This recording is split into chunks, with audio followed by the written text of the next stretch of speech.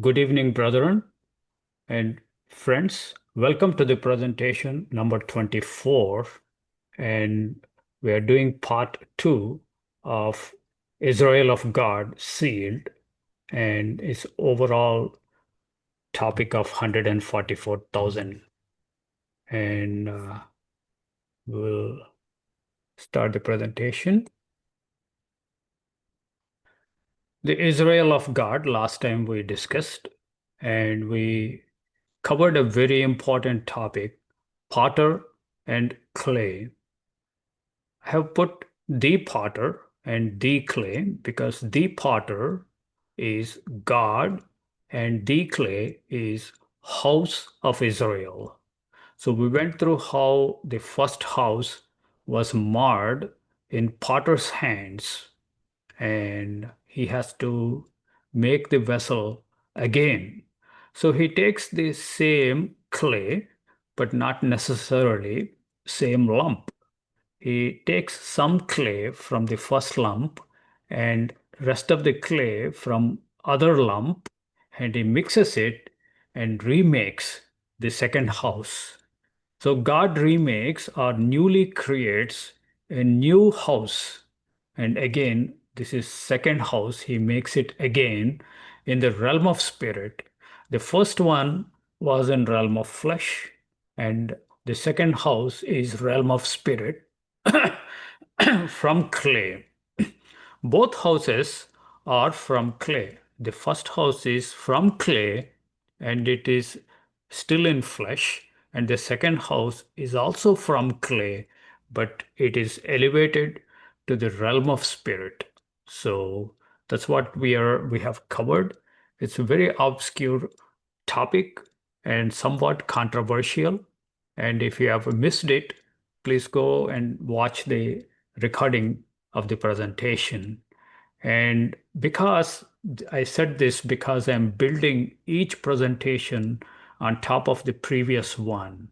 And today, the Israel after flesh, I want to spend a little bit more time on the first house. And the first house, we have Jacob, whose name was changed to Israel by God. So Jacob became Israel, and Jacob bore 12 sons, and the 12 sons respectively bore lots of children, and we encounter the tribes of Israel. 12 sons, 12 tribes of Israel, large groups of people, and all is based on generation or somebody generating, or we can say fathered. So Jacob fathered 12 sons, and 12 sons fathered 12 tribes of Israel. So we would look at the structure and features of the first house or old house, and then I will build on top of this structure and features the second house. Second house, I will start in a couple of Tuesdays because I want to take good time to go through the first house and fully explore the structures and features so that we can lay a good foundation for the second house. So this is so important.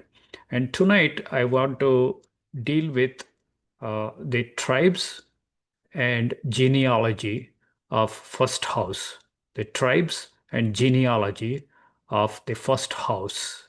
And the next Tuesday, God willing, I plan to take the layout of marching Israel in wilderness, again first house, and patterns and insights. And then I would like to take up Israel after spirit, and that is the second house, and which is actually built upon the first house.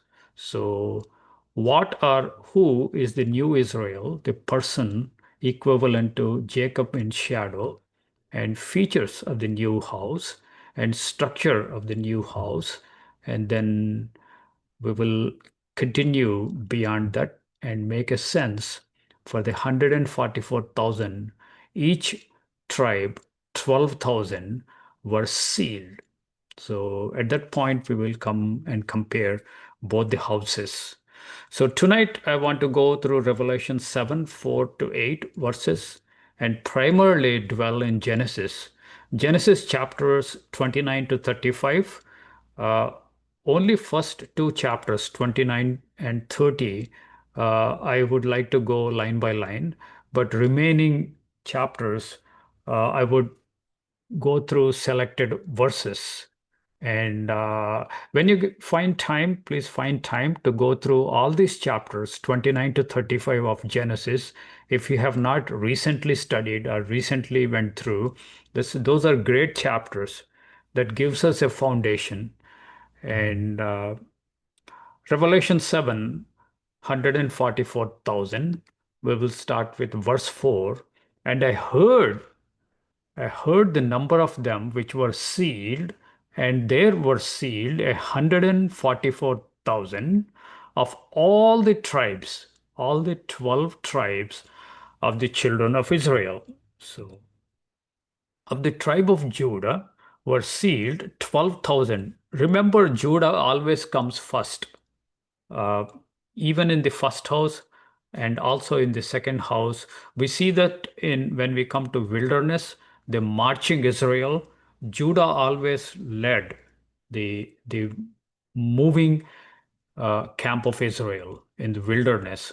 So no doubt Judah comes first. Judah is sealed from that tribe, sealed 12,000. Of the tribe of Reuben were sealed 12,000. Of the tribe of Gad were sealed 12,000. And of the tribe of Asher were sealed 12,000. And the tribe of Naphtali and tribe of Manasseh were sealed 12,000 each. Verse 7, of the tribe of Simeon were sealed 12,000, and of the tribe of Levi were sealed 12,000, and the tribe of Issachar were sealed 12,000. And Verse 8, of the tribe of Zebulun were sealed 12,000.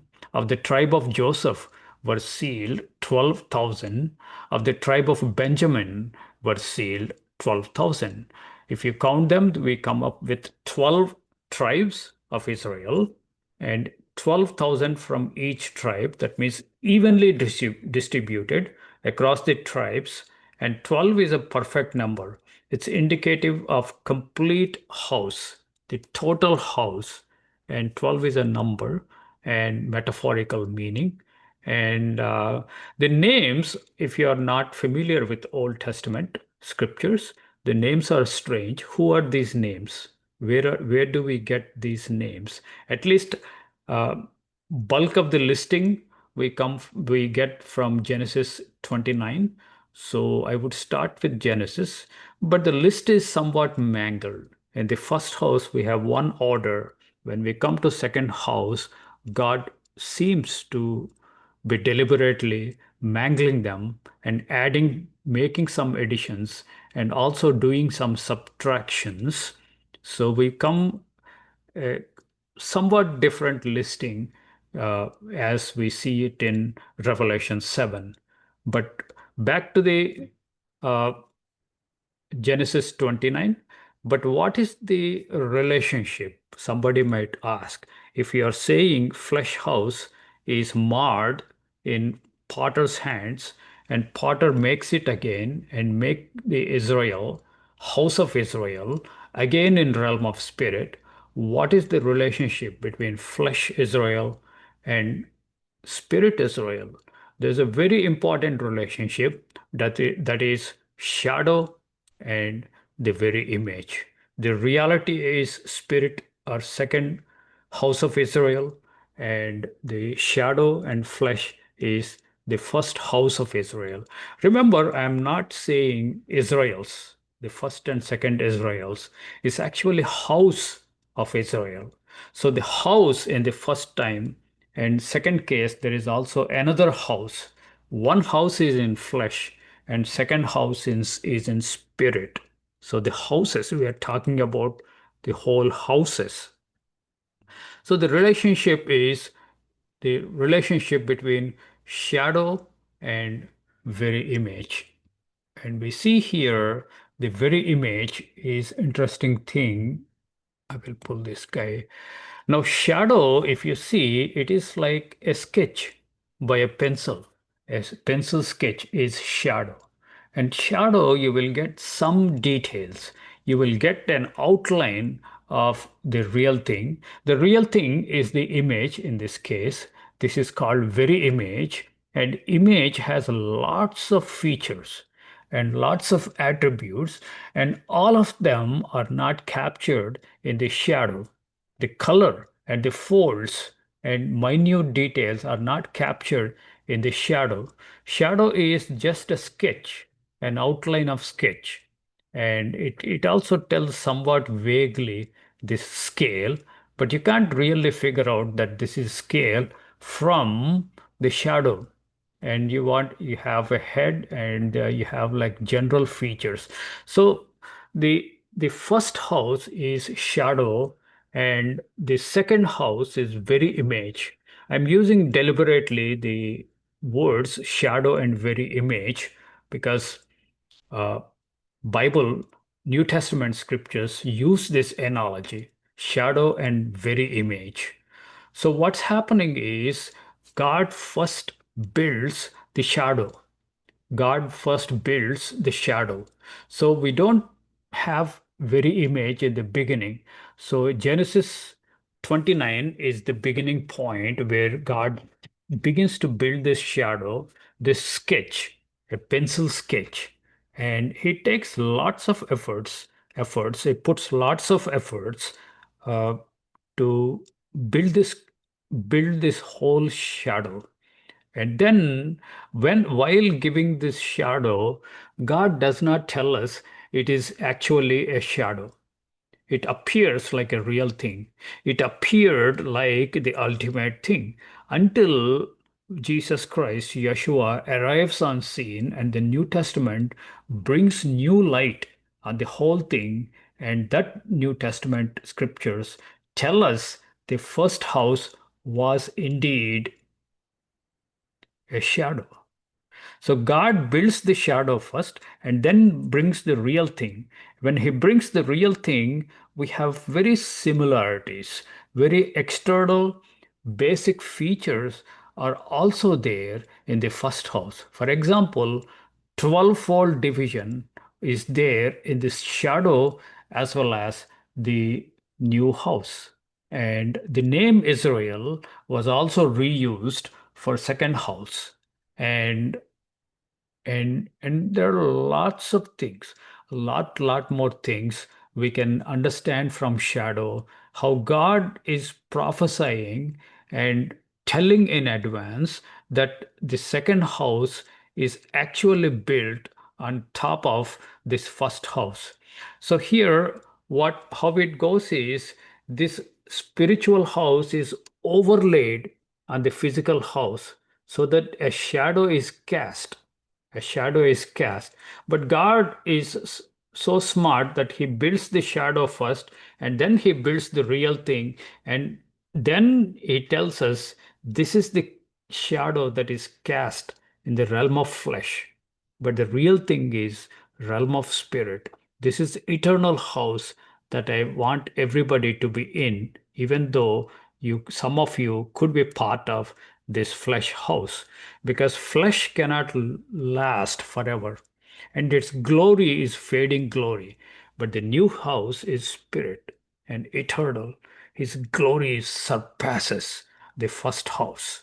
So, in order to properly understand the second house, the spirit Israel, spirit house of Israel, we have to take time and study. Why God did that, I don't know. The first is physical and then spiritual. First Corinthians 15, Paul tells us this is a recurring theme. The first run is flesh and physical, the second run is spiritual. Without flesh, without physical things, it is very difficult to understand the spiritual things. Perhaps that is the reason God gives us in His infinite grace and mercy towards us. He gives us flesh textbook. So the shadow becomes a textbook for us to study and understand the second house. So the shadow is also the flesh Israel, and the very image is spirit Israel. And the first house is shadow, and the second house is Israel. This is the relationship between the two houses. And let's start launch in Genesis 29, and we will build the whole structure, how the 12 people, how one person called Jacob, and he gives birth, or not him personally, but he fathers 12 sons, and the 12 sons later on father several people.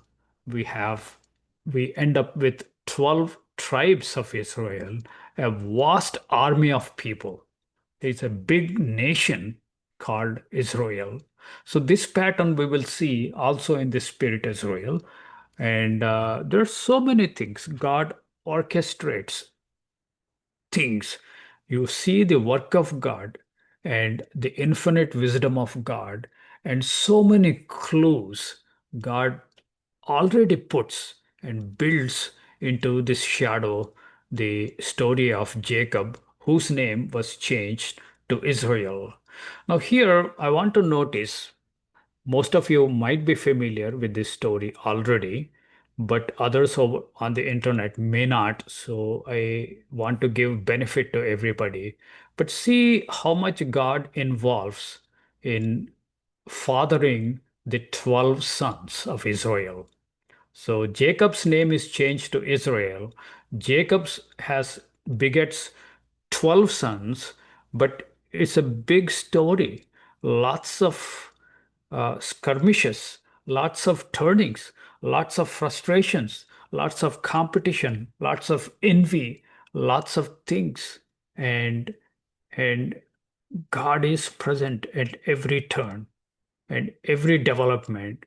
You see hand of God. Sometimes scriptures explicitly state that now God is doing this, now God is doing that. But even when scripture is silent, still we see the work of God and hand of God behind the scenes to orchestrate the whole shadow.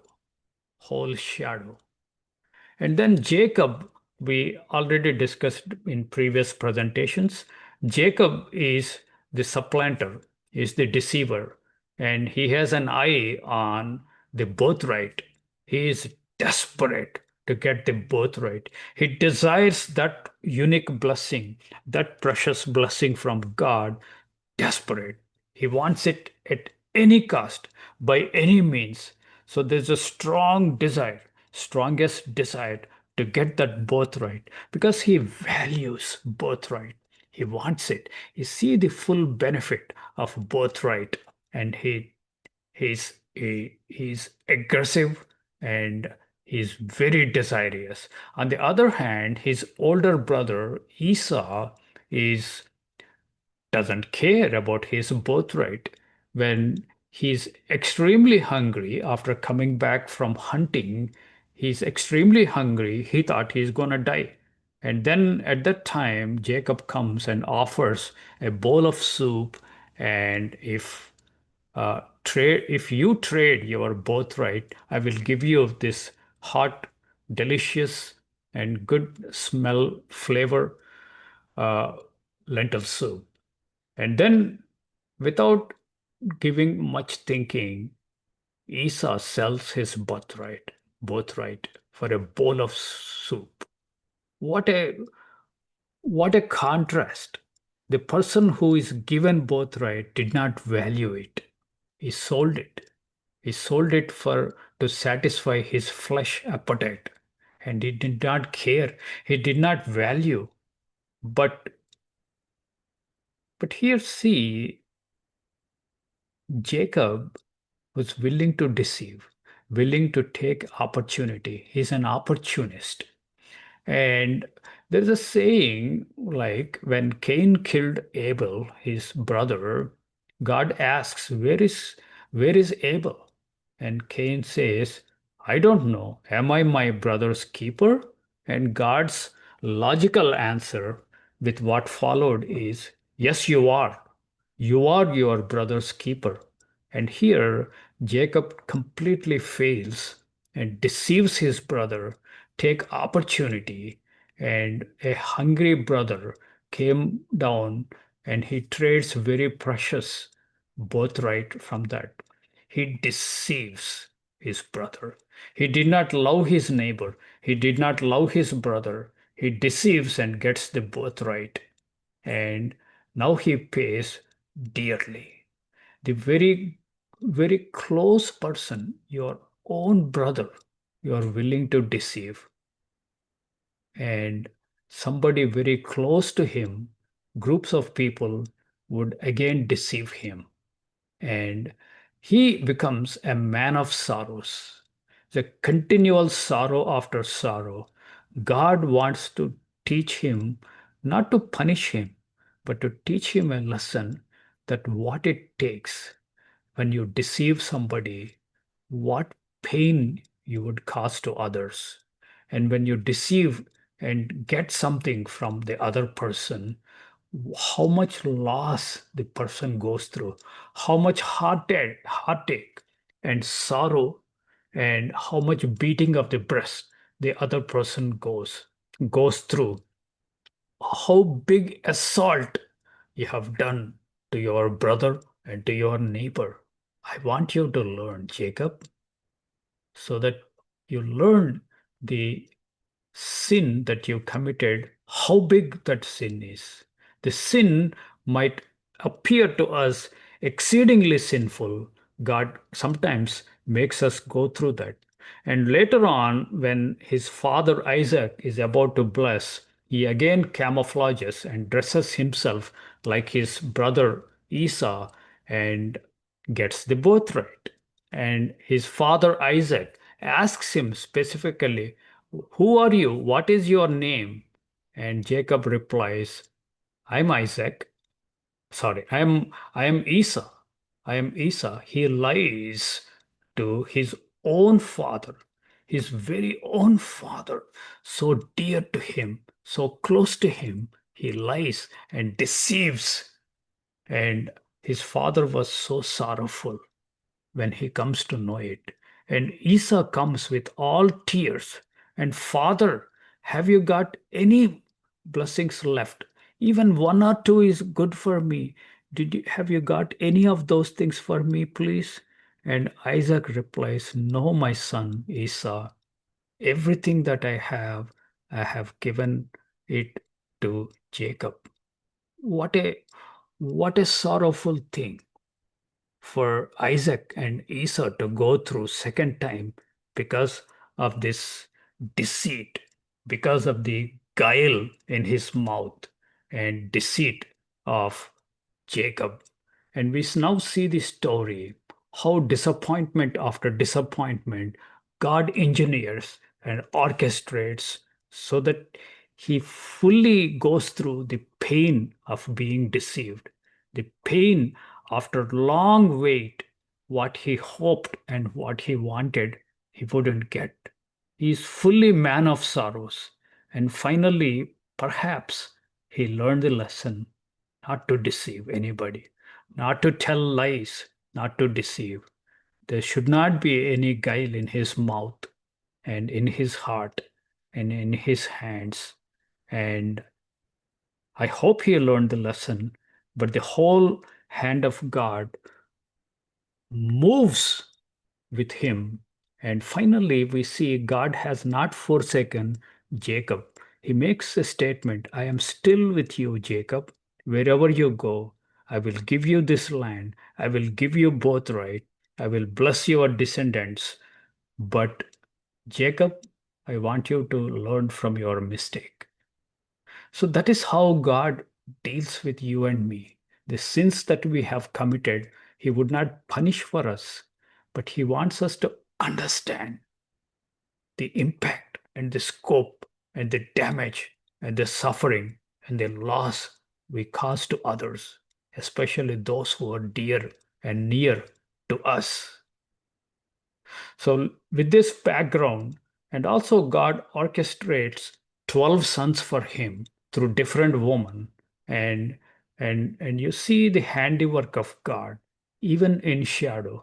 We see the handiwork of God much more, much complex when we come to the second house. But the first house serves as foundation for the second house.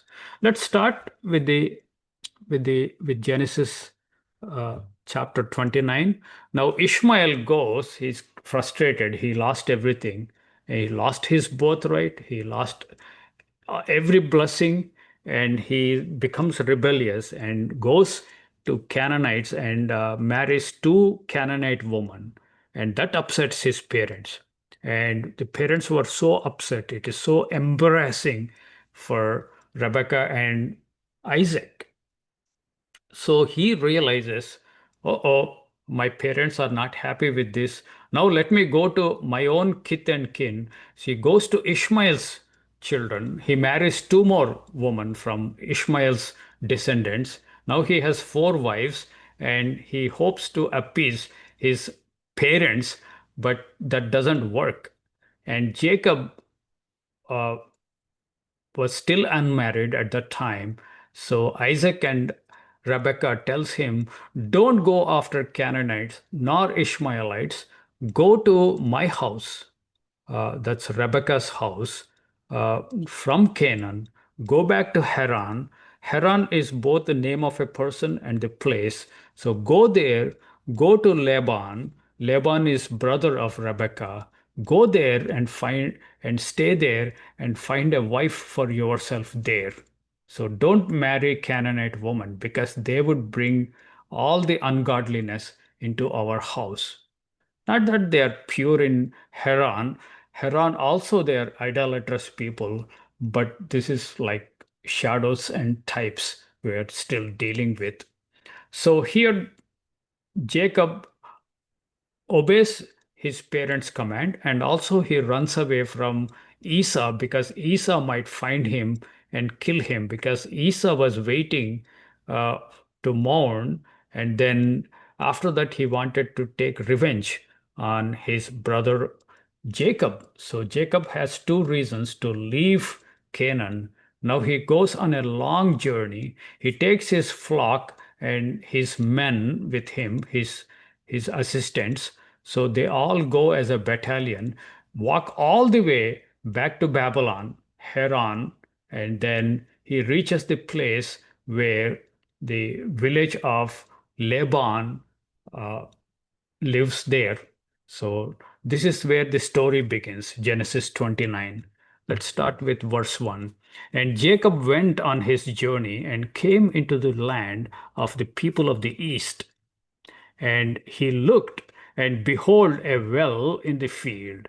And lo, there were three flocks of sheep lying by it. So there are three flocks of sheep, for out of that well they watered the flocks, and a great stone was upon the well's mouth.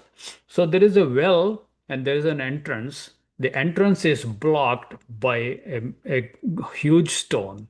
So they don't open the stone or roll the stone in the daytime, in the midday, because that is not the time when they feed or give the drink to their flock. Typically, it is the evening time when the sun is little bit down and the heat is a little bit down, then you would give water to all your flock, open the well.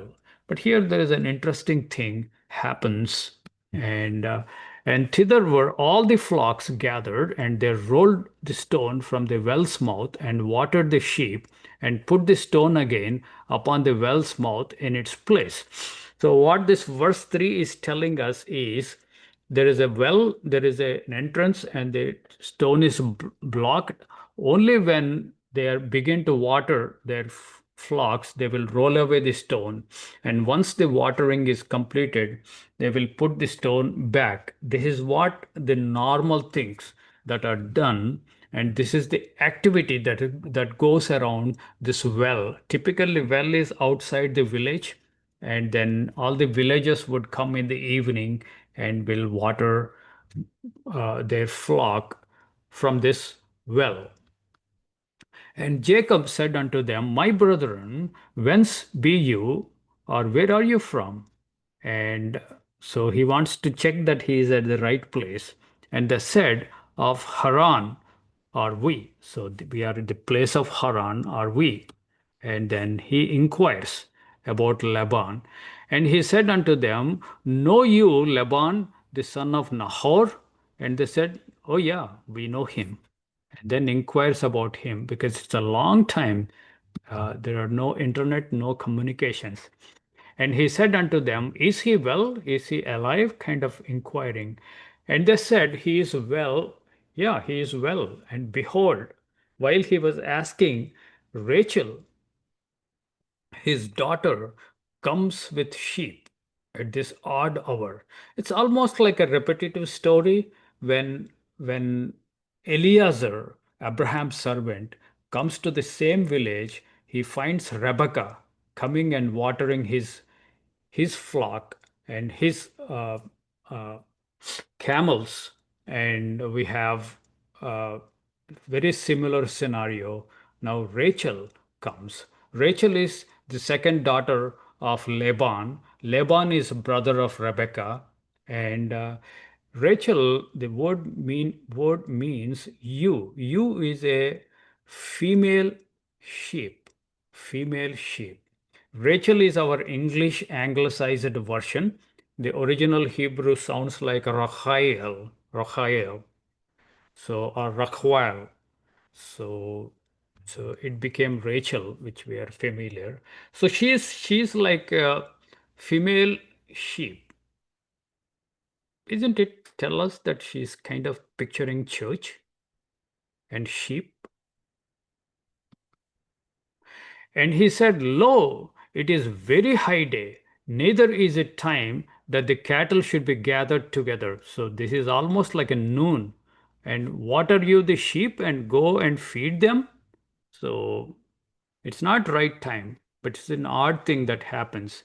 And they said, We cannot until all the flocks be gathered together and till they roll the stone from the well's mouth, and then we will water the sheep. So the village head or somebody has will come, and there's a time and place for the stone to be rolled out, and the flocks have to be watered. So they wait, and but they see Rachel coming with the sheep. And while he yet spoke with them, Rachel came with her father's sheep, for she kept them. So she was in charge of the sheep. She was tending her father's sheep, and she comes to this well. And probably the stone is heavy. She couldn't herself move. Now Jacob helps. And it came to pass when Jacob saw Rachel, the daughter of Laban, his mother's brother, and the sheep of Laban, his mother's brother, that Jacob went near. So he draws near Rachel and near well, and rolled the stone from the well's mouth, and watered the flock of Laban, his mother's brother. How he knows that she is Rachel? He probably inquired the passers-by, and they told it is Laban's second daughter, Rachel, and those are Laban's flock.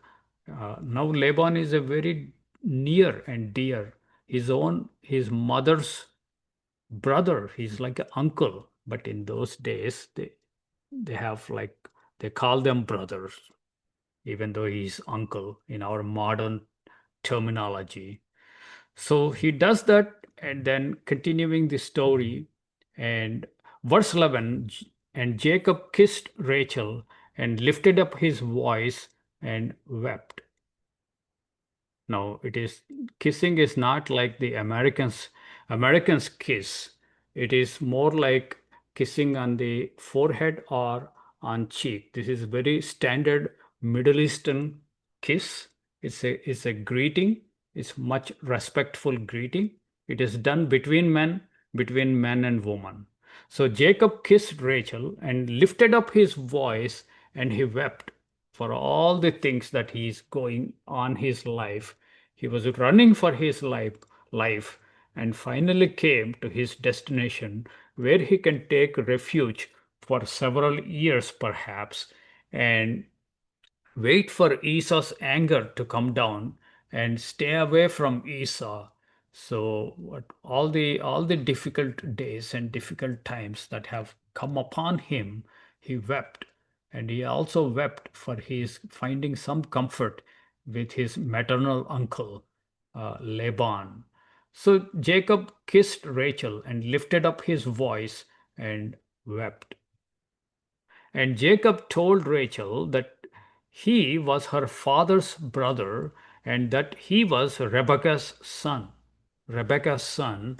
And she ran and told her father. So she ran back and told her father who this person is.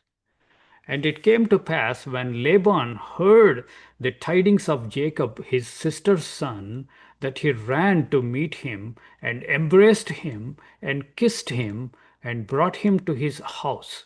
And he told Laban all these things. So Jacob told Laban what all happened, and probably he wept few more times and drained out all his emotions and emptied his tears, and he until he was comforted with sharing his pain with his very close family, maternal uncle.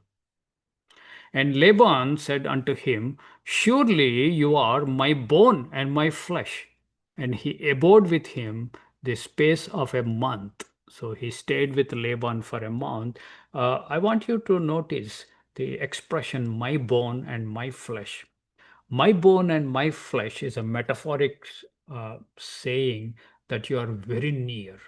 You are my own blood and my own flesh, and you are very part of me. That's the expression. When Eve was created by God and she was brought forth and presented to Adam, Adam was super excited. He was in ecstasy. And then he told Eve, you are my bone and my flesh, bone of my bones and flesh of my flesh, for you are created from man. So that is the expression. So we find this a few places, my bone and my flesh.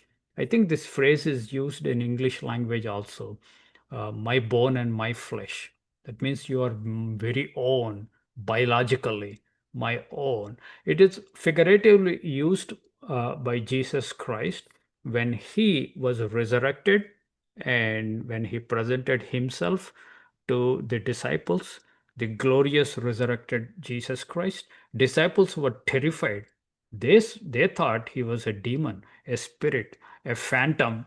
And then he said, like, no, the spirit would not have the bones and the flesh as you see I have. What is he saying? He's saying, I also have somebody as my bone and my flesh. That is the new covenant church, the second house, the spiritual Israel. And he's pointing that to his disciples, bone and flesh, even the resurrected Son of God. These have so many things behind, small little things in these passages. I want to bring your attention to them as we go. And then verse 15, and Laban said unto Jacob, because you are my brother, should you therefore serve me for naught or for free? You want to serve me, but ask wages for your service. You can tend my sheep. Tell me, what are your wages be to serve with me? So he can't be guest forever, right? Already it's a 1 month. You, people begin to hate you after 1 month, surely. And uh, so he becomes an employee of Jacob and employee of Laban. So Laban asks him, what are your wages? And then Jacob replies, Laban had two daughters. The name of the elder or older daughter was Leah. Leah means weary. Now, do you think these names are accidental? I don't believe so. We see Rachel's name means you, that means female sheep. It's a picture of church. Leah is weary. She's wearisome to Jacob. She's a weary woman. She's unloved woman. And she's a frustrated woman. And she's locked into a wedding or marriage where she is not loved. What a pathetic state for anybody to be in her. She strives and longs for the love of her husband, but it wouldn't come to her. She's a weary. Her name is weary. And see how God takes even the names to weave this shadow for us. And the name of the younger was Rachel. Additional information. And Leah was tender eyed, whatever that means. Her eyes are probably beautiful, but her rest of the body may not be attractive. But Rachel was beautiful and well favored. So, King James English, she's an attractive woman. She's a good looking woman in all aspects, not just her eyes. She's beautiful and desirable. No doubt, no wonder Jacob falls for the younger sister and he offers his wages and demands his wages for the work. And Jacob loved Rachel and said, I will serve you 7 years for Rachel, your younger daughter. So he offers the deal, and Laban accepts the deal. And Laban said, it is better that I give my daughter her to you than for an unknown man. Then I should give her to another man. Abide with me. That means remain with me, be my employee, do tend my flocks, and do all the work I give you. And at the end of 7 years, as you agreed, I will give my daughter Rachel to you to be your wife. Verse 20, and Jacob served 7 years for Rachel, and they seemed unto him but a few days. Whole 7 years are gone now. It appeared to him only for a few days, because his waiting was so sweet, because the reward he was anticipating every day. Every day he will look at Rachel and he will count the 7 years minus one or minus two, however way he would count, and he is more excited, and waiting seems to be sweet. For after all, this waiting, all the waiting has a purpose, that is the beautiful Rachel, for the love he had for her. So the husband, Jacob, whose name was changed to Israel, loved Rachel, desired Rachel greatly. And Jacob said unto Laban, give me my wife. So 7 years are over, and then now he wants his wages. Jacob said unto Laban, give me my wife, for my days are fulfilled, that I may go in unto her. And Laban gathered together all the men of the place and made a feast. It's a wedding feast. I don't see vows exchanged. Maybe it is there, maybe it is not there. At least as much as I know about Middle East, they don't have these vows as we have in America. And it came to pass in the evening that he took Leah, his daughter. Here's the deception.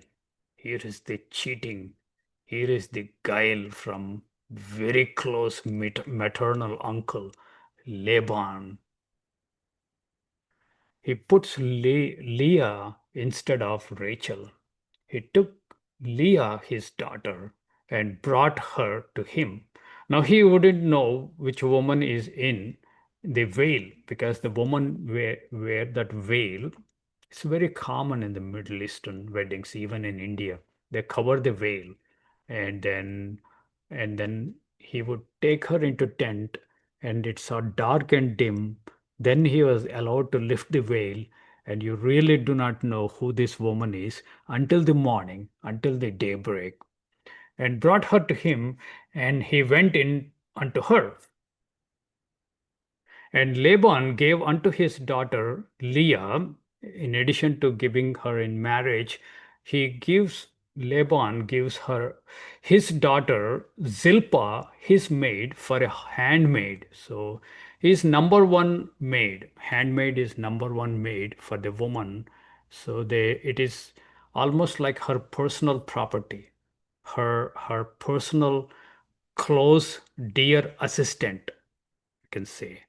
So Zilpah is Leah's handmaid given to her by her father as a wedding gift, perhaps. And and it came to pass in the morning, behold, it was Leah. And he said to Laban, what is this you have done unto me? Did not I serve you with for Rachel? Wherefore then have you beguiled me? Beguiled, guiled. The guile which he had when he was telling Esau's name to his father, and the guile he used by stealing birthright from his brother, now he is getting from very close maternal uncle. He beguiled him. Now, given God is giving an opportunity for Jacob to understand the depth and scope of the damage of this sin. Now he is a victim. He was Others were his victims of his guile. His brother, his father, very close people were victims of his guile. Now the tables are turned. He is now the victim of same sin called guile. And Laban said, it must not be so done in our country to give the younger before the firstborn. So it's very typical for the first one to be get married first, and then the second and the third. You have to go through the order. It is still the same case in the entire Middle East and Afghanistan, Pakistan, and India also. So they don't never get the second daughter get married first. They have to go in the order. It's a tradition. Verse 27, fulfill her week. So, for your newlywed wife, Leah, and honor your wedding betrothal arrangement for 1 week with her.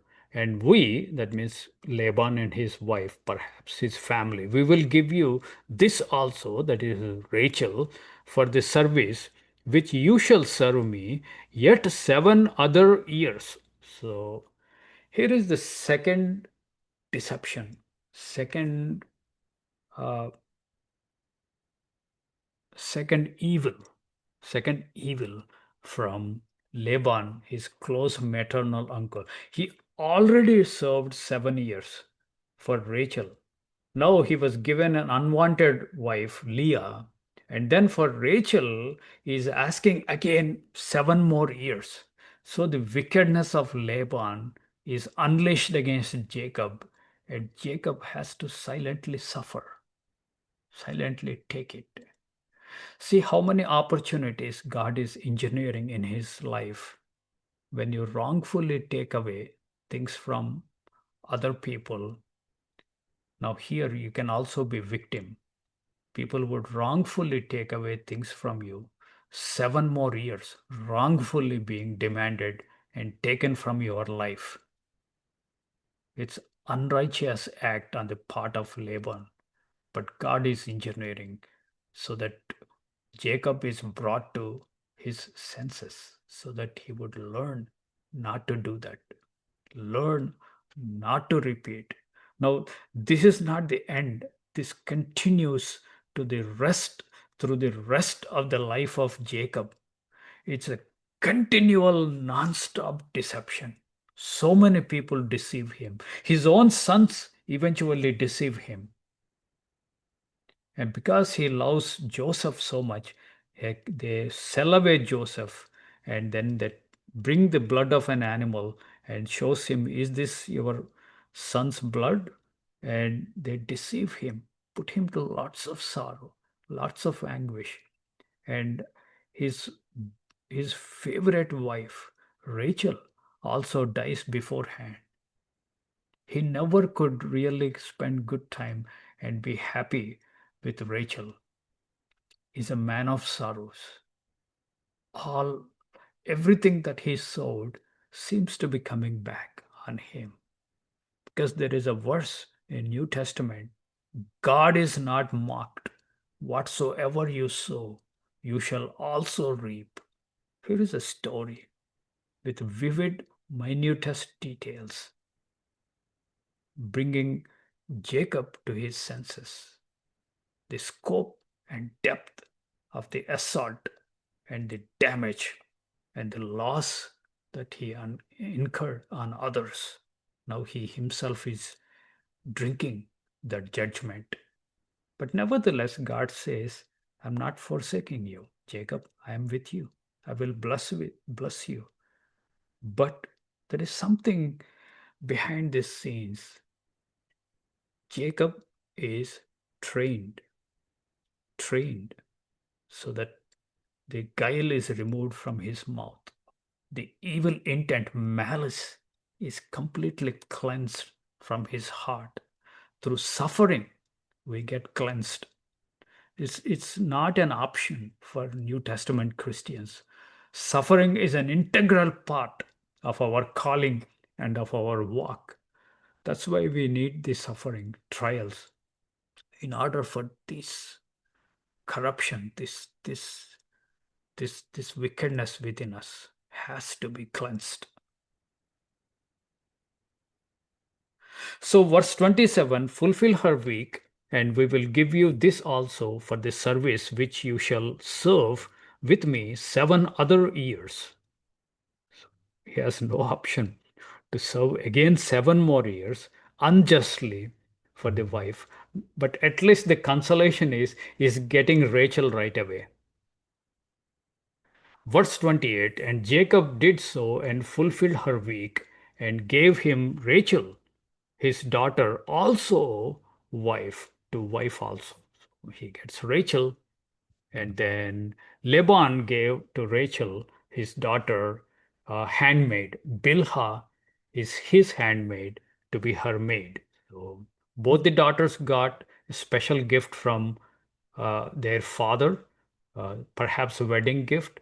They got the personal handmaid. Zilpah for Leah and Bilhah for Rachel, because they also play a prominent role in the story. And he went also unto Rachel, and he loved also Rachel more than Leah. Of course, he loved Leah, but it's small portion. The bulk of his love and affection and attention is towards beautiful, desirable, attractive, good looking Rachel,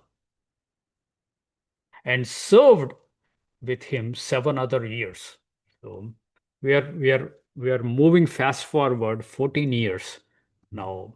And when the Lord saw, again going back, when the Lord saw that the Leah was hated, and he opened her womb, but Rachel was barren. Here, God is not leaving, teaching the lesson after lesson to Jacob. Jacob hates this woman Leah, and he loves Rachel, but God opens the womb of Leah, and she begins to get pregnant and bear one son, second son, 5 sons, and later on she gets also sixth son for Jacob, while he closes Rachel's womb and she is barren. The woman who you loved most, now she is not giving you happiness. She is not bearing you sons. While the woman you don't like, you hate, she is bringing all these sons to you. Should you be happy or should you cry? See the quandary that Jacob is forced and put in, so that he begins to see that everything is not in his control.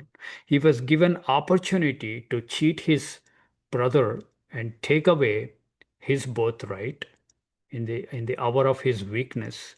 And he was also given opportunity to cheat his father and steal the birthright also from him. Because God gave him opportunity, he grabbed those things, displaying the thing called sin, called deceit. Now, now he doesn't have choice. He was locked into this situation. And and he is a man after sorrows, man of sorrow after sorrow and sorrow after sorrow. The things that he detested are happening to him, and he has no choice but to suffer, and to suffer.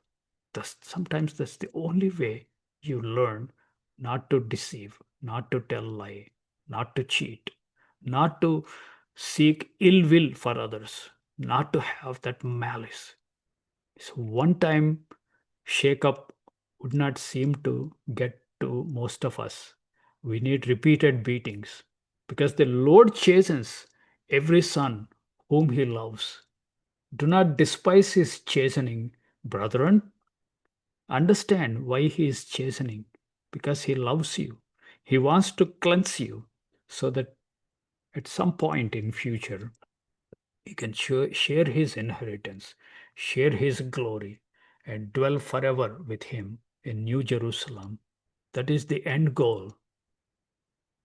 There's a reason, there is a purpose for suffering and for these situations that we would be locked in as Jacob was. And the story continues, and Leah conceived and bore a son, and she called his name Reuben. And the meaning is, behold a son, behold a son. For she said, surely the Lord has looked upon my affliction, and now therefore my husband will love me. She goes into this, her situation is also kind of being locked. Love me not, love me not. My husband loves or loves me not. So she's struggling to get the love of her husband, attention of her husband, because she surely knows that he loves her sister, not her. And she was never his preference, and he never wanted to marry her. She never had relationship with him, mental, emotional, and but she is forced and locked into that situation. If you are locked into that situation where you are not loved, don't try to get with your own solutions as Leah tries. Leah tries to get as many times pregnant and bring in as many sons as possible, thinking that now my husband would love me. Now my husband would love me. After all, I'm giving him so many sons, but he wouldn't love her. That is not a solution. That's a human carnal solution to your locked in prison.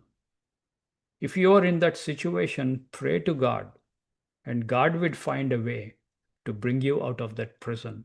Don't resort to your own solution. I see sometimes girls are locked up in the unwed living together relationships, and they are so emotionally attached to their boyfriend, and they're afraid that he might move away from her. And so she gets pregnant again and again and again, brings three, four children out of wedlock, thinking that now he is tied up to me. But sad, many of the cases, the guy would leave her with three children or four children. The trick does not work.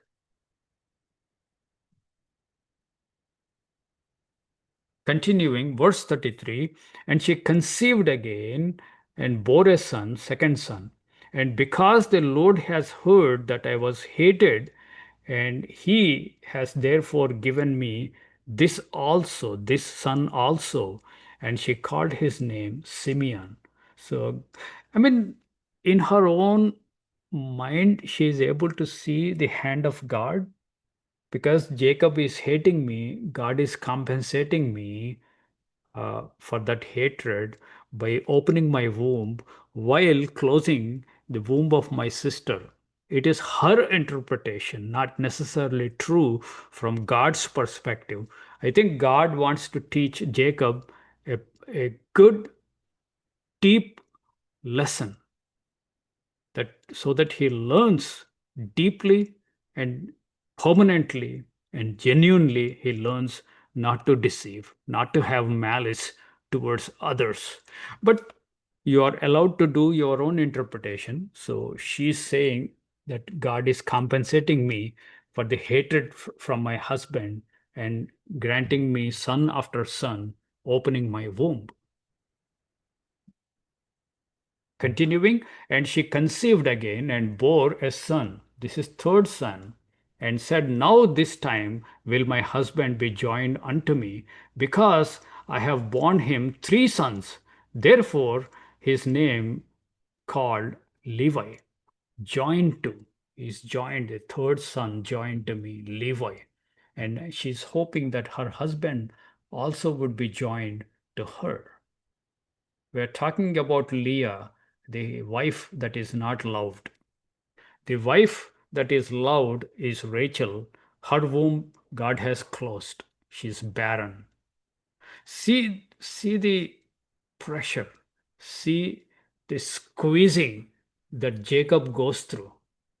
This emotions and squeezing and pressed on every side his life. He's away from his parents into a foreign land, foreign people, and his own maternal uncle deceived him.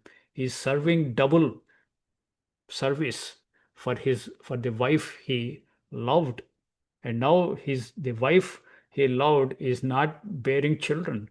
The wife whom he does not love, she is bearing one after another. There's a continuous fruitfulness, and God is behind the scenes. God is engineering these circumstances. Verse 35, and she conceived again and bore a son, and she said, now I will praise the Lord. Therefore she called his name Judah. Judah, the meaning is praised, and she left bearing. Childbearing is age. She's past childbearing. She's done five sons. She gave five sons to Jacob. She's content. She's happy in that way, but she's also discontented because it it failed to bring Jacob to her, or failed to win Jacob's love for her. So this is about Leah. Now it shifts to Rachel. Scene shifts to Rachel. Genesis 13, next chapter, and verse 1. When Rachel saw that she bore Jacob no children, Rachel envied her sister and said unto Jacob, her own sister, she starts envying, and said unto Jacob, give me children, or else I will die. I'll kill myself. I'll die, Jacob. Give me children. She thinks that Jacob is responsible for not giving her children, but she is also somehow conspiring to give her sister Leah. See, this is our own interpretations, not necessarily true. It is not Jacob, it is God who is closing the wombs or opening the wombs. So God would let people have their own interpretation about himself or about others. But the truth is somewhat different. Verse 2, and Jacob's anger was kindled against Rachel. And he said, am I in God's stead? Am I in God's place? Do you think I am God? Who has withheld from you the fruit of the womb? So he's mad at her. And she said, behold, my maid Bilhah. Now she resorts to same thing as Sarah did to her.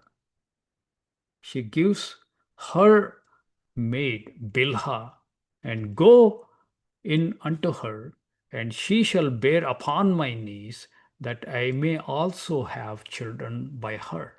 So here you have to understand the context of this ancient times.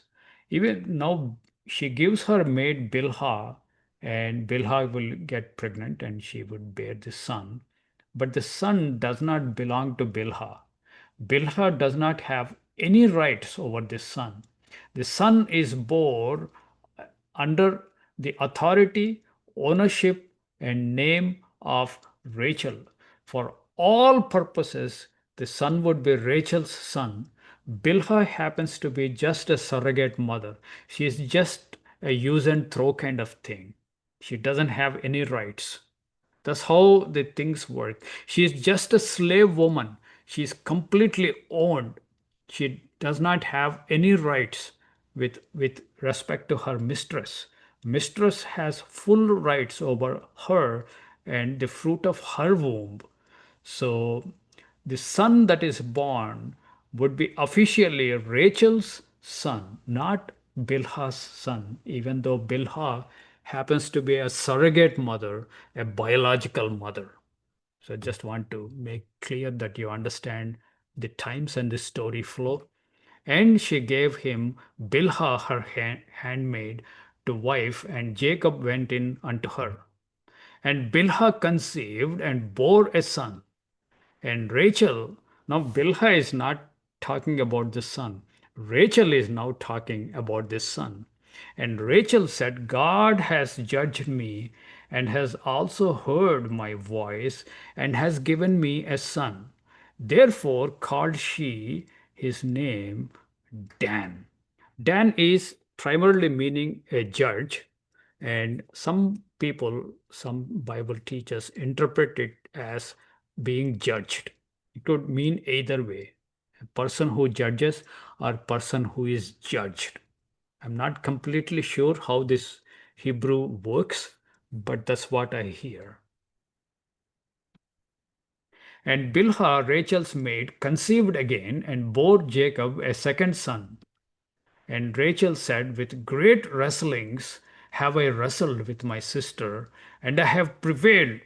It is Rachel's victory, even though she couldn't personally get pregnant, but her maid did it on her behalf. This is how they thought, this is how the society counted. The whole thinking matters. And she called his name Naphtali, that is wrestling. She wrestled. All these things, I want you to notice the meanings also. We would revisit them going forward. The meanings. Each son has a specific circumstance. Uh, in which that son is born, and the son has a specific Hebrew name, carries a specific meaning. Now, 12 sons have 12 different meanings and 12 different circumstances they came in. This is very important because when we come to the spiritual house, we have these ramifications. They are not identical. That's what I'm trying to present. They are different circumstances and different names, but yet they are part of one house, house of Jacob, which is later on called house of Israel. When Leah saw that she had left bearing, she took Zilpah. Now there is a counter competition. She is not gonna sit quiet. My sister Rachel got two sons. Now Jacob would not look at me again. And she resorts to the same trick. She took Zilpah, her maid, and gave her Jacob to wife. And Zilpah, Leah's maid, bore Jacob a son. Now look at Jacob. He just yields to his wives. And Leah said, a troop comes. And she called his name Gad, which means troop. Now she has army of sons. She already had 5 sons through her own womb, and now she has sixth son through her maid. Now she's probably thinking that I have a troop of people with me. I am an army of people. Gad is troop. And Zilpah, Leah's maid, bore Jacob a second son. And Leah said, happy I am, for the daughters will call me blessed. Now going into random directions. She thought like every woman in my town would call me blessed because I have so many people. Now I bore seventh son, Asher. Asher. Asher means happy. I am happy, and daughters will call me happy. So Asher is happy. Verse 14, and Reuben went in the days of the wheat harvest and found mandrakes. Mandrakes is an herb. It's also called love apple. Love apple. It's known to that herb is exciting sexual desire and favoring procreation. It could is a common belief or it could be a superstition. People believed if you eat this herb, it will arouse sexual desires and also helps you with procreation uh, so that you get pregnant. So he finds that rare herb, uh, Reuben, Leah's first son. He finds that and brings it to his mom in the field and brought them unto his mother Leah. Then Rachel saw this and said to Leah, give me, I pray you, of your son's mandrakes, because she wants to be benefited from that herb. And of course, uh, Leah wouldn't agree right away. She makes a deal. And she said unto her, is it a small matter that you have taken my husband? And would you take away my son's mandrakes also? She basically says, no, I would not give these mandrakes. But Rachel makes a deal, and Rachel said, therefore, he, that is Jacob, shall lie with you tonight for your son's mandrakes. So give me your son's mandrakes. I will exchange my husband for you. And Jacob came out of the field in the evening, and Leah went out to meet him and said, you must come in unto me. Now, Leah talking to Jacob, you must come in unto me, for surely I have hired you with my son's mandrakes. And he lay with her that night. Now, remember, Leah is past her childbearing age. Now, God hearkened unto Leah. Now, God is still working, closing and opening the wombs. He now opens beyond her childbearing age, Leah's womb, he opens just to teach a lesson to Rachel, not really Rachel. It's all intended for Jacob. And she conceived and bore Jacob fifth son. So four sons and five. Okay. And Leah said, God has given me my hire, because I have given my maiden to my husband. And she called his name Issachar. There is a recompense. There's a recompense. So she gave mandrakes. She made a deal with her sister, and she got her husband for that one night, and she bore this son, and she is recompensed. This son is a recompense. These things uh, echo in future for the new Israel. Verse 19, Leah conceived again and bore Jacob the sixth son. And Leah said, God has endued me with good dowry. Now my husband will dwell with me, because I have borne him six sons from my own womb, and two from my maiden. And she called his name Zebulun. I am exalted. My son is exalted. See, Zebulun exalted. And afterwards she bore a daughter and called her name Dinah. And God remembered Rachel.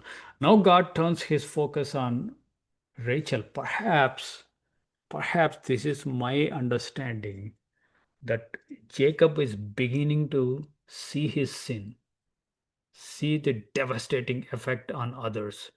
He's coming slowly to grips with his own sins, and probably he abhorred what he did. He's perhaps truly repenting, and he's making great strides and great leaps in repentance and to be righteous in the eyes of God. And perhaps that is triggering God to come and do this gesture.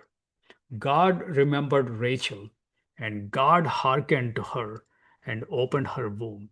Here, Rachel, first time after so long wait as a barren woman, and she conceived and bore a son, and God has taken away my reproach. Now, Jacob loved Rachel dearly. Now, Rachel first time pregnant and bringing him son. What a true joy. Perhaps it is preceded by true repentance from Jacob. And she called his name Joseph. God has added me, and said, the Lord shall add me another son. And it came to pass when Rachel had borne Joseph that Jacob said unto Laban, now the 7 years, second 7 years are also over. Now 14 years are past, and now Jacob wants, relieve me of my duties. I want to go back to my father's home. And send me away that I may go unto mine own place and my own country. 14 years is a long time. Perhaps Esau also has forgiven me and time to go back home. Let's jump to Genesis 32. We'll see the change of name from Jacob to Israel. Verse 24, Genesis 32, verse 24. And Jacob was left alone, and there wrestled a man with him until the breaking of the day. This man is obviously pre incarnate Jesus Christ, uh, the Word, the Word of God. Now he came and wrestling with the Word of God, the pre incarnate Jesus Christ. Uh, Apparently, Christ has come in the form of a man uh, and wrestled. And before he wrestled, his name was Jacob. After he wrestled with God, he became Israel. So it's a great story and great information is packed in these next 4 5 verses.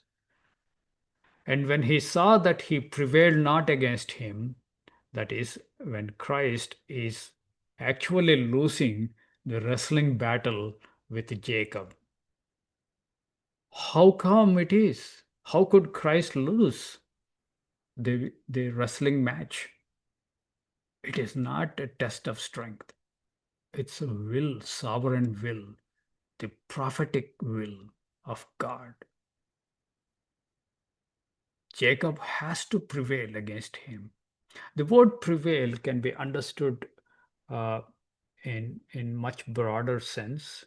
With all the wickedness, with all the sins, with all the guile and malice inside Jacob, now he's fighting with the true, holy, righteous Son of God, and he's able to prevail against the holiness and righteousness because he also repented. That's how I see this verse. He prevailed. And since he is overcoming, he touched the hollow of his thigh, and hollow of Jacob's thigh was out of joint. And as he wrestled with him, he touched the joint hip, so he became limp from that time onwards. So when his legs and feet, his body was all right, he did lots of wicked things. Now he was made limp so that he learns a lesson that he should permanently get rid of his guile and his malice towards anybody else. And he said, let me go, for the day breaks. So this person is telling, I have to leave now. Let's stop the match, wrestling. I have to leave. And he said, I will not let you go except you bless me. Because Jacob knew that this is not another human being. This must be God. He knew it, but he's not completely sure. And he said unto him, this is Christ, this is Son of God is asking Jacob, what is your name? Mhm. When your father asked you, what is your name? You told him, I am Esau. You lied to him. Now he is bringing him to the same place and asking him same question. Now you are going to tell me truth, who you are really. What is your name? Now Jacob replied, it is Jacob. He didn't lie.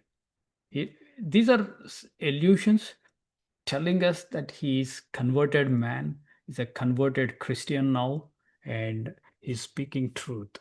There was no guile in his mouth or in his heart. He's plainly speaking, I am Jacob. And he said, your name, good that you said truthfully that your name is Jacob, but I am going to change it. I am going to give you a new name. And he said, your name shall be called no more Jacob, but Israel. Israel means God prevails. Here, Jacob prevailed against God. But interestingly, God prevailed against Jacob because God is able to change Jacob because Jacob chose to repent and became truthful person because God's purposes were accomplished. God prevailed. That's how God looks at the whole scenario. And he gives a new name that I prevailed over you and you become Israel. Israel means God prevails. God always prevails. Whoever group of people, God prevails over them. His righteousness, holiness. Now we have a new understanding, new depth of understanding to this word and to this house called Israel. For as a prince have you power with God and with men and have prevailed. You prevailed against me because you repented. You prevailed against me, even though you wrestled with your sinful nature, but you prevailed. Even though from Jacob's perspective, he prevailed and won the match, from God's perspective, God won the match because he is able to change Jacob. There are beautiful things embedded. Verse 29, and Jacob asked him and said, tell me, I pray you, your name. Tell me your name. Who are you? And Christ refuses to answer. And he said, wherefore, why is it that you ask after my name? And he blessed him. God would not give his name actually. Several places, several times, he just explains, I am who I am. He wouldn't tell his name. Verse 30, and Jacob called the name of the place Peniel, that is facing God. He faced God, for I have seen God face to face. Now Jacob understands. The man with whom he wrestled was not a man, but he is God. I have seen God face to face, and my life is preserved. I did not die. So he thanks God. And he passed over Peniel, and the sun rose upon him, and he halted upon his thigh. That means he is not able to walk as he used to walk. Therefore, the children of Israel eat not of the sinew of which is upon the hollow of the thigh unto this day, because he touched the hollow of Jacob's thigh in the sinew that shrank. Let's jump to verse 35 and wrap up. And verse 35, still Jacob with his all the two wives and their maidens and the whole flock and all his shepherds and the workers. It's a big battalion is still moving back to Canaan to be with his father and mother.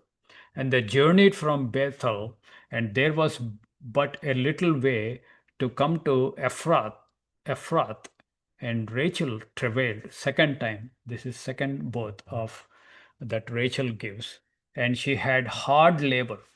See, it's not easy. So far, we have seen easy labors, straight birth. Now, Rachel's travail is multiplied, and she has hard labor.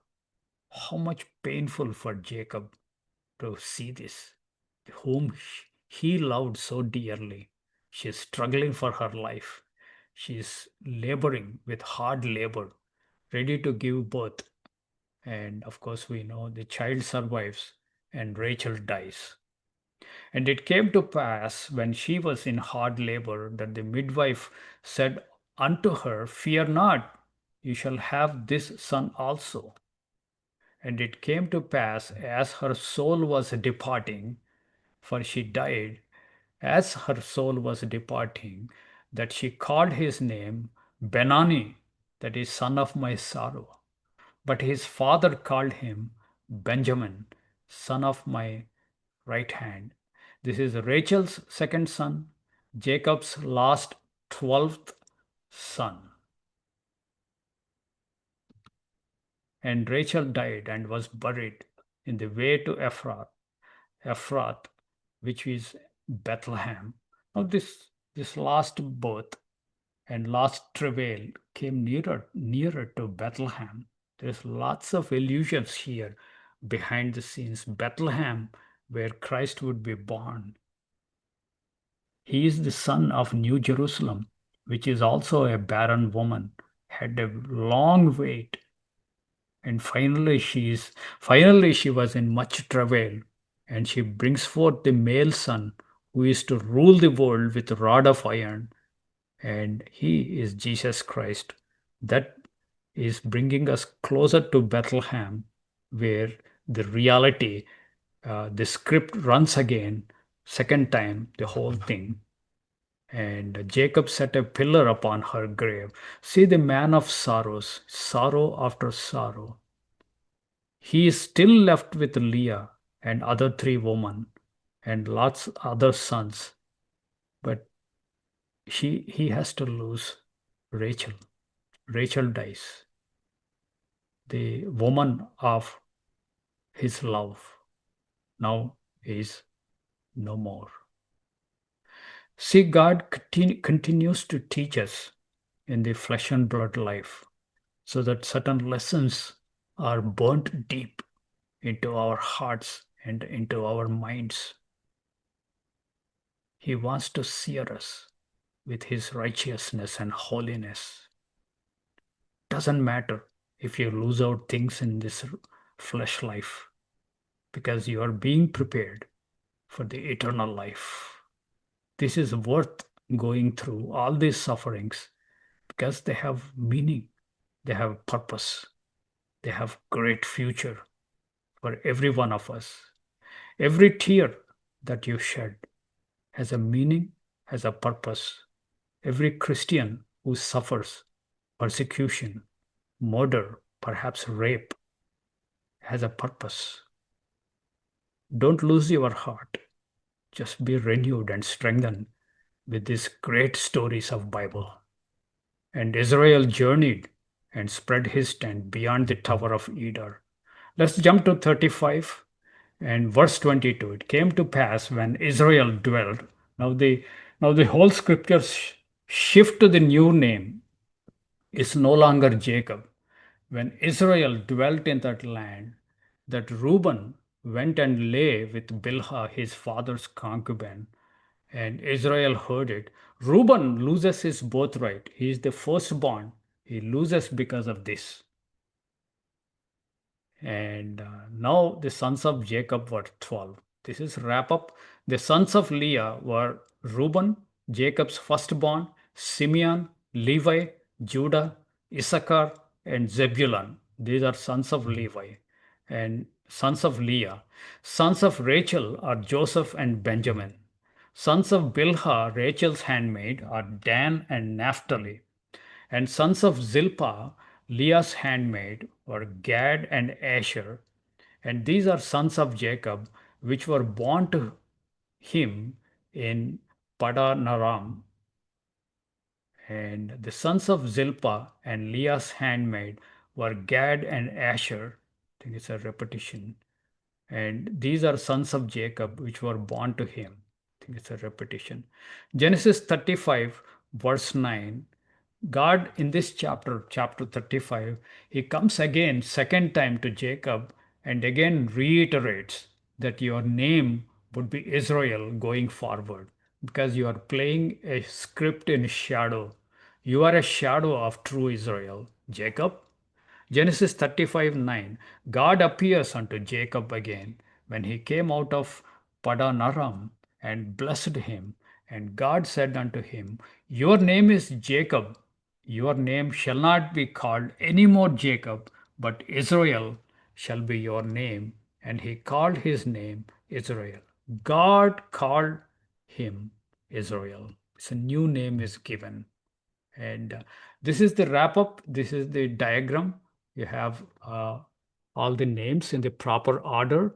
The last one is Benjamin. First one is Reuben. And you have the mother, official mothers. Sometimes they have a different biological mother. And I have given you the meaning. Next time I will share this uh, diagram as an image file with you for your uh, further study.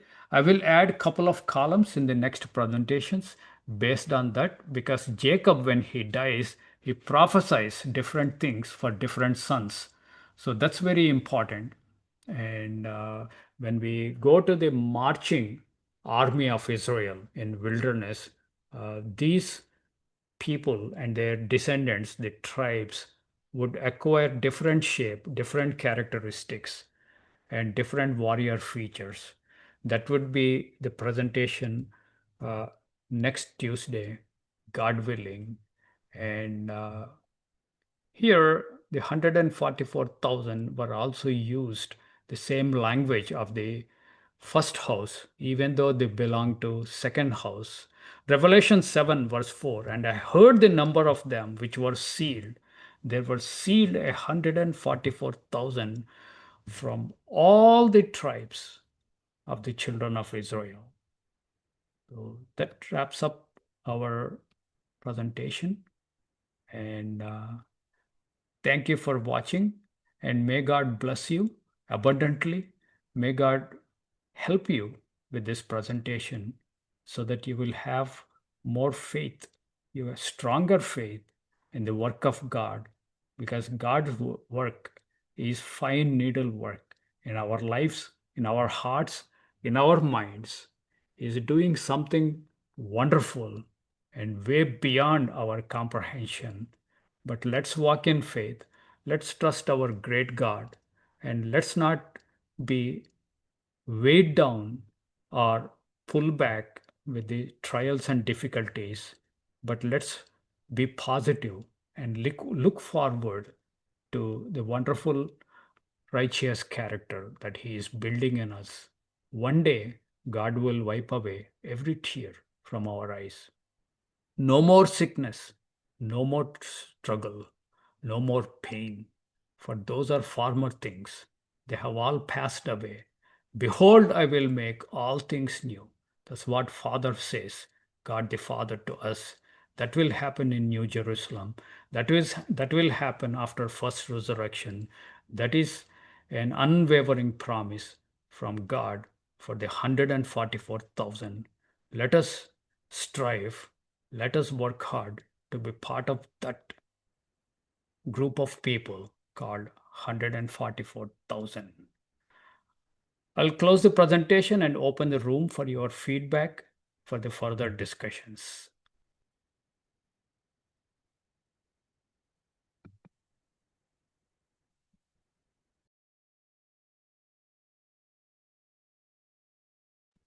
Marlene, go ahead, please. Actually, it's Tom. Tom, please go ahead. Yeah, talk a little bit about the 144,000.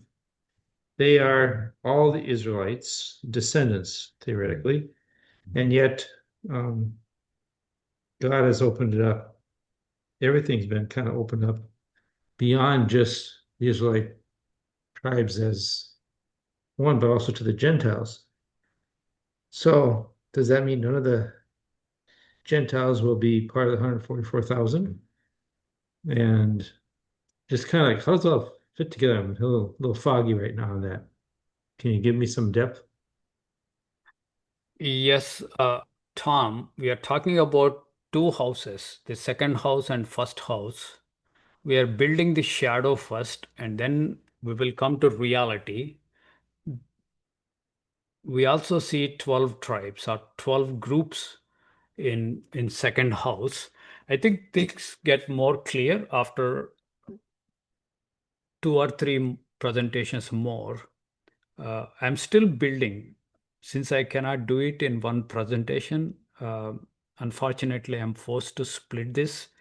But uh, hang on to these presentations. After two or three presentations, you see the full picture. Uh, at this point in our journey, in this presentation series, it's still not clear whether how 144,000 are tied up to 12 tribes of Israel.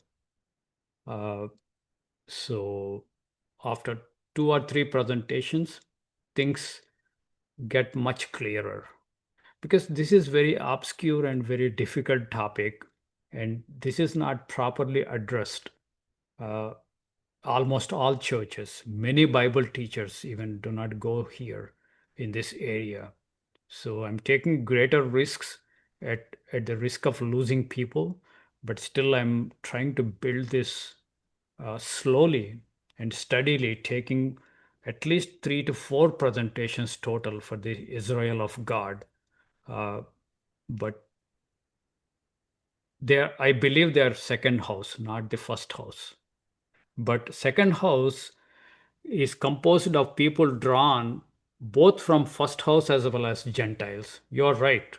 What you're saying is right. But we would prove it from scriptures, from scratch. Is that helpful a little bit? Yeah, but I was just reading, Revelation 7, obviously it lists specifically the tribes, 12,000 of each. Yes. So that's that's Revelation. So Yeah, the order is mangled up. Some yeah. additions, some subtractions, and we will see why the order is changed. And once we come to second house, it will be crystal clear. Okay, It sounds becomes good. so obvious. So bear with me for a couple of more presentations. Okay, that's I'll look for the point in time when it becomes intuitively obvious even to the casual observer. I hope so. Yeah. Because I cannot cut short any further. I have to build from scratch. That's why it took this much time to go through Jacob and his wives and their maidens, and then how all the 12 sons he fathered. Now the 12 sons would father the tribes, which we call larger group of descendants from these 12 tribes. So we see the pattern of fathering, and we will see in the second house how the fathering happens.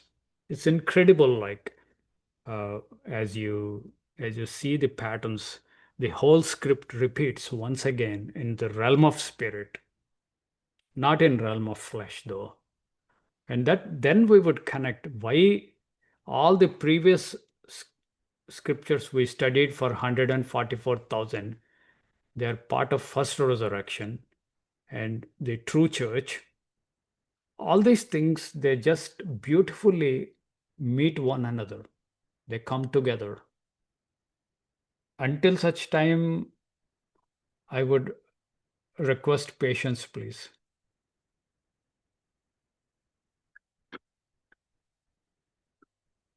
Trust me, I won't disappoint you.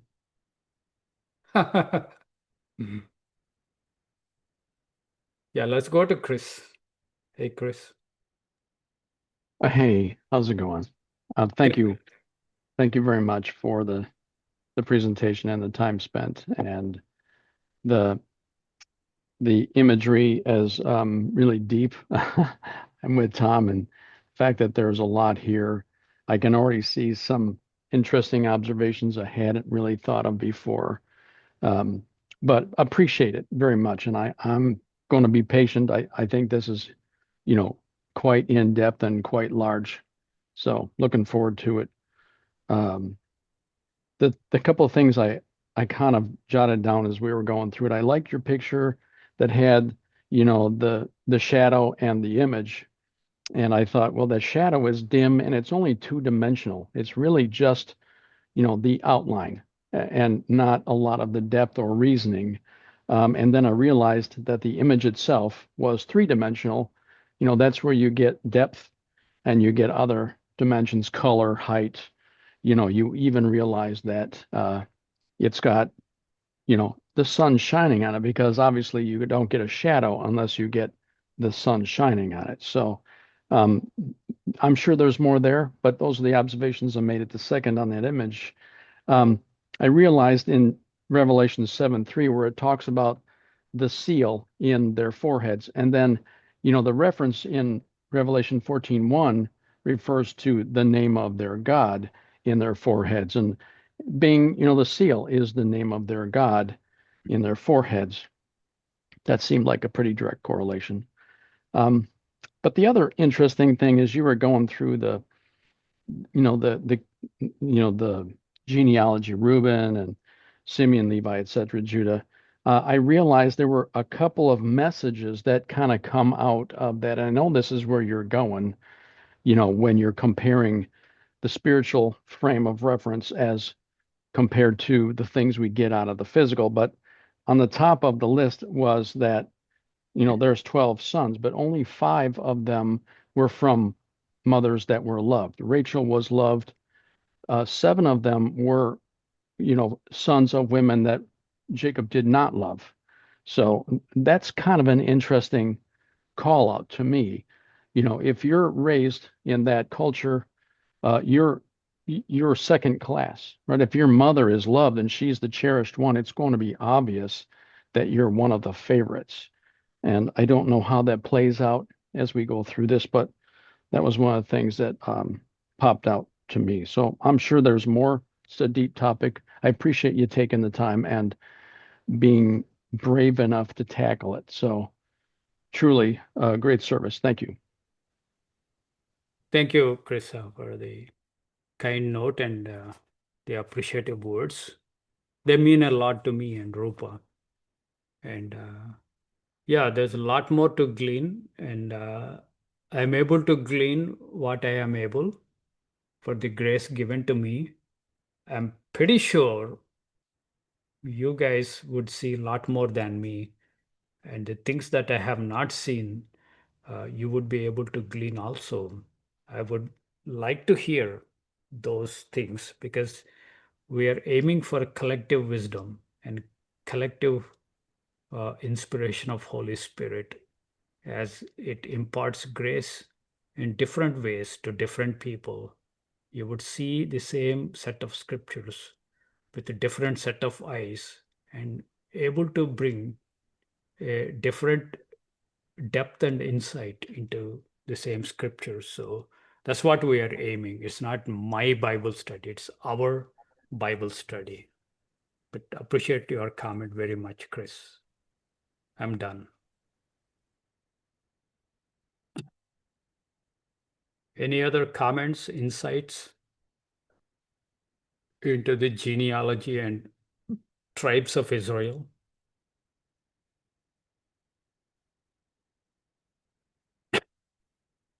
Hi, Alan. Yes, go ahead, please. Hi, everybody. Yeah, I jotted some notes down here along the way. It's pretty interesting that we see Jacob leaving home to escape his brother. And he's on his way in chapter 28, fleeing so that his brother won't kill him. And he sees in a dream a ladder. So what you read tonight, the narrative there in Genesis covered about 14 years of time. And he sees the ladder and he says something very specific here. As you read down, I'm in Genesis 28. As you read down to the end of the chapter, I'll read from verse 20. Okay. And Jacob made a vow. This vow he makes after he saw the vision in a dream, where it says, I am the God of Abraham, Isaac, and Jacob, back in verse 13. And you know what it said back there. I will be with you, he says. Verse 15, I am with you. I'll keep you. Isn't that strange? He just got done lying to his father, deceiving his father, and stealing away from his brother what was supposedly his brother's. And immediately following this, he's on the run for being an evil person. God meets him in a dream. He says, I'm with you. How does this match up? You just got done committing evil deeds. Anyway, I read a book a couple years ago called Limping with God. And the book was about the life of Jacob. And he brings this out, this point right here, that after committing such a thing, such deception, God immediately meets him and blesses him and says, I'm with you. So down in verse 20, then Jacob made a vow saying, if you will, in fact, be with me and keep me in this way that I'm going and give me bread and clothing to put on so that I can come back to my father's house in peace, then you shall be my God. So now we fast forward to chapter 35. Okay.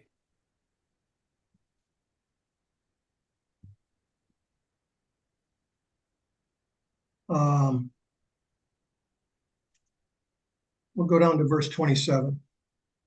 So he just made an oath saying, if you will bring me back to my father's house. And Jacob came, now this is 14 years later. Yeah. Came to Isaac, his father, unto Mamre, unto the city of Arba, which is in Hebron, where Abraham and Isaac sojourned, and the days of Isaac were 180 years. And Isaac gave up the ghost. So he kept Isaac alive long enough for that to come true. What Jacob said, if you will do this for me and bring me back to my father's house. And that's what happened. Isn't that wonderful? You know, it's a little tidbit that maybe is easy to pass over and not take note of, but I find it wonderful that he made a vow in chapter 28, and the vow is fulfilled right here. And it's just a couple verses. That's what a great story of Jacob. And we see the faithfulness of God. And this man found favor with God. And he could come back to Isaac and spend time and take care of him until he gave up the ghost. Yeah. So I guess it'd be just a slightly over a 14-year period. Now, I wanted to also go back to Genesis 29 because I want to make a suggestion that you may or may not agree with. Chapter 29, and we'll read 28 through 30.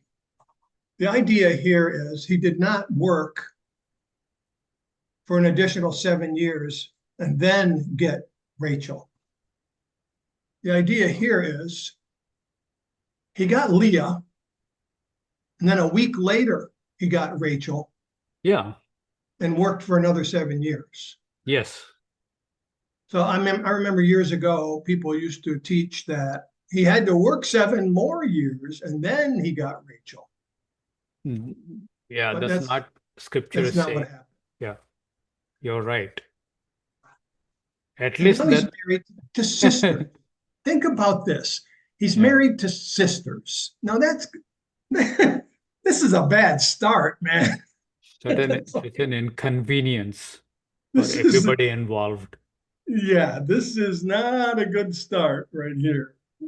It's a problem ready to happen. And then I know you were making comment about how he was going through difficulty and he was learning his lessons, but he's having sex with 4 women now. Yeah. And I mean, this is, Some I somebody realize doesn't that say no at any time. no, he's not going to say no, but he's doing it at the request of his 2 wives. He's taking the handmaids. And of course, if you go into a handmaid for the first time, you don't know if she's pregnant. So you probably have to go, several days and then wait to see if she's going to bear a child.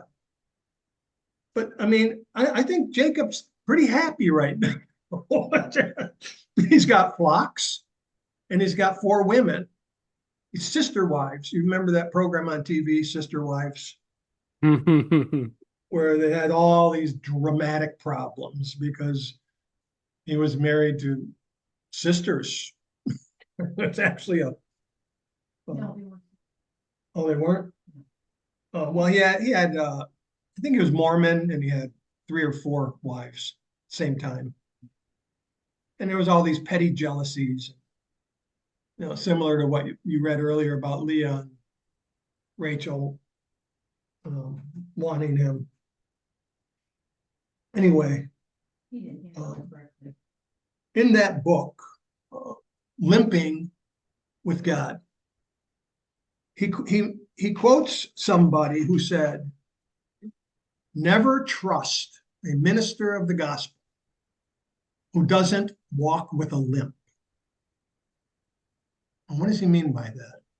Interpret that statement.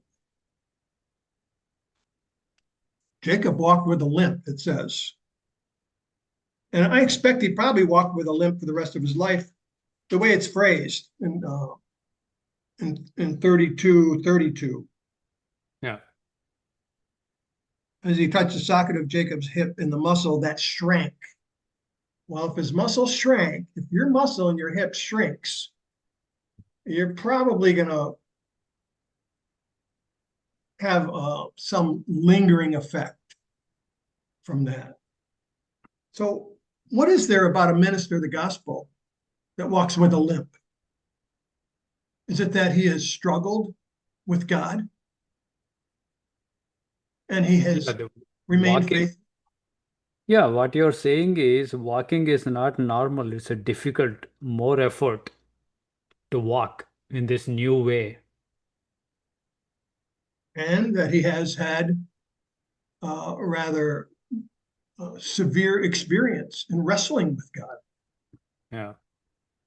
Does the Christian find herself in life at some point in time wrestling with God, asking questions and not getting answers, wondering, where is God in all of this? Because Jacob is ready to see his brother Esau when the angel wrestles with him. He's going to break up his camp into 2 sections so that if one perishes, the other won't. So he's afraid. And he prays on that night, "Help me." And that's when the angel shows up and he wrestles. And the angel says, "What is your name?" And Jacob afterwards says, "What is your name?" But the point here is that we've all had to wrestle with our faith, right? Faith isn't just come easy as falling off a log. We have to wrestle to build faith. And it's work. You're so right, Alan. It's not one-time switch that most often people portray it as.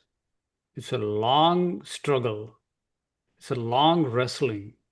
You are upset with God, you're angry with God, you are very angry with Him, and you are also thankful to Him, you're so joyful to Him. We go through a whole spectrum of emotions with God as we wrestle with Him. And I think everybody that makes it into New Jerusalem must have wrestled, because without wrestling, I think holy, righteous character cannot be built. That's my belief. What do you think? I think it's a necessary process. Yeah. Absolutely. I don't want to listen to a preacher who has not wrestled because he doesn't know what he's talking about. He doesn't have the right compassion. He doesn't have the right wisdom. He has not built up uh, the experience of having the Holy Spirit change his life. So do I want to listen to a preacher of the gospel who has no experience, who does not know what it's like to struggle? Hmm. Well, you can listen to him, sure, but you can't expect him to bring a lot to the table. Yeah, I'll Oh, ask this question. Many people, were you angry with God at any time? Most people would be afraid to answer. I would say there would be times you will be angry. You go through all range of emotions, but you would learn. We don't see all his goodness, what all he is accomplishing clearly all the time. So we would be upset very much. Why me? Why not that person and this person? So, yeah. And why don't you answer me? Why don't you make yeah, it clear to me? yeah, Why don't you show me what to do next? On you can go with that, right? That wrestling. So anyway, would when I you? read that phrase, don't trust a minister of the gospel who doesn't walk with a limp, I thought it was a pretty wise comment that the guy made because it really has to do with development and maturity. And I don't want to listen to someone who has no development and no maturity. Anyway, Would you mind sharing the title and author of that book that you read with the group, Limping with uh, God, if you can? If not, yeah, next time. Limping with God. The author is Chad Bird, Chadbird. And the book is basically about the life of Jacob. Okay, okay. Chad Bird. Okay, Yeah, thank you. it's a good read. It's the guy is a bit of a wordsmith, so it's entertaining to read it, but he makes some very good points.